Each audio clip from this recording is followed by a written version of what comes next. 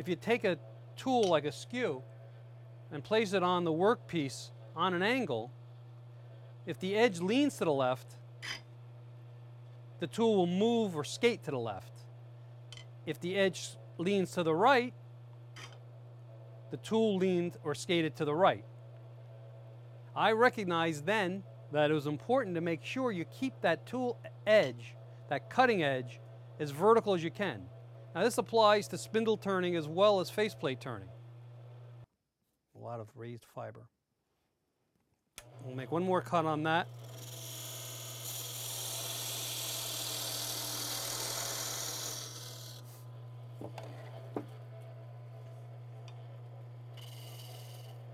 And now I'll set up the proper way to make a nice clean shoulder cut to clean up these rough edges with a skew chisel.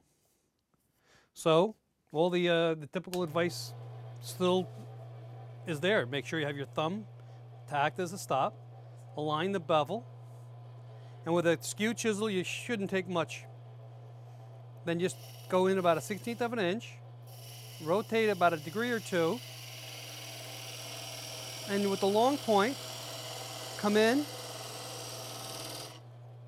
and that leaves a really beautiful surface. It's glass. So the same thing would apply to prevent escape when using a spindle gouge. The curved edge of the gouge is a little more difficult to explain, but if you keep the flute or the tops of the flute in the closed position and you lower the tool rest so that the tip enters the work at the equator, using my thumb as a stop, aligning the bevel, having the flute in the vertical position so you know it's closed, and the tip just entering the wood. You could actually take your thumb away. Once you get that bevel support, you could then rotate the handle, start picking up that nice shaving.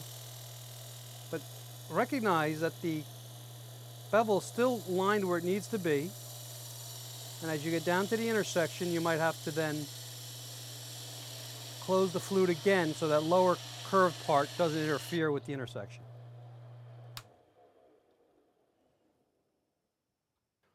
So when cleaning up the shoulder on the tailstock side, again, I always like to come across the main diameter to get rid of any fuzz. This allows you a good reference point.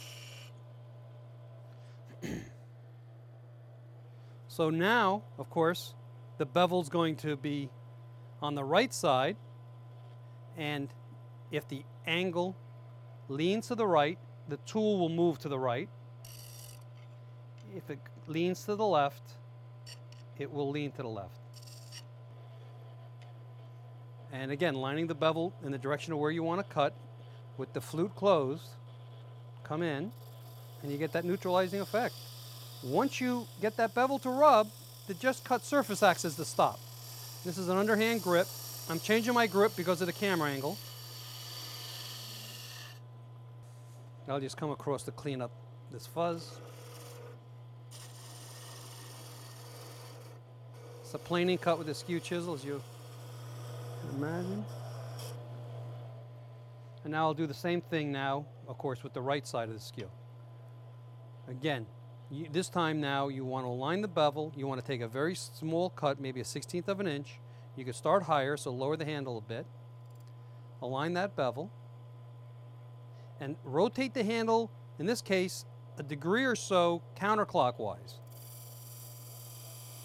And then move the tool forward and arc it down into that intersection using the long point. Let me clean this up.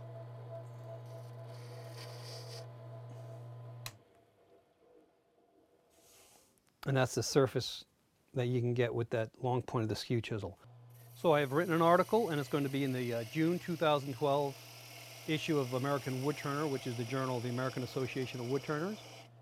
It goes into more detail and it has a lot of photographs, and also will show you strategies for preventing spiral catches and face turnings.